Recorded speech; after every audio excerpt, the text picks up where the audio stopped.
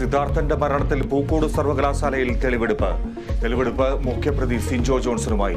സിദ്ധാർത്ഥൻ നേരിട്ടത് ക്രൂരപീഡനമെന്ന് remand report. ഡീനിനെയും assistant വാർഡനെയും suspend ചെയ്യും.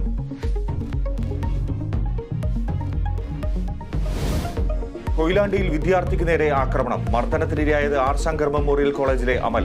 ആൾക്കൂട്ട വിചാരണയും മർദ്ദനവും ഉണ്ടായെന്ന് പരാതി. SFI പ്രവർത്തകർക്കെതിരെ കേസെടുത്ത് പോലീസ്.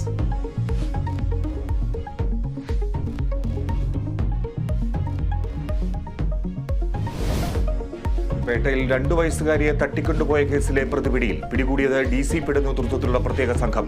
പ്രതിപിടിയിലാകുന്നത് കൊല്ലത്ത് നിന്ന് 2 ആഴ്ചയ്ക്ക് ശേഷം.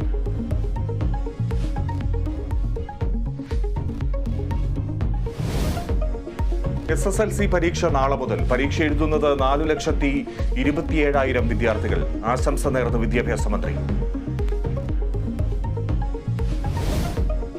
2ാം തവണയും പാകിസ്ഥാൻ പ്രധാനമന്ത്രിയായി ഷഹബാസ് ഷെരീഫ്. ഷഹബാസ് ലഭിച്ചത് 201 വോട്ടുകളെന്ന് സ്പീക്കർ. പാകിസ്ഥാനിൽ കൂട്ടുകക്ഷി സർക്കാർ. സത്യപ്രതിജ്ഞ നാളെ.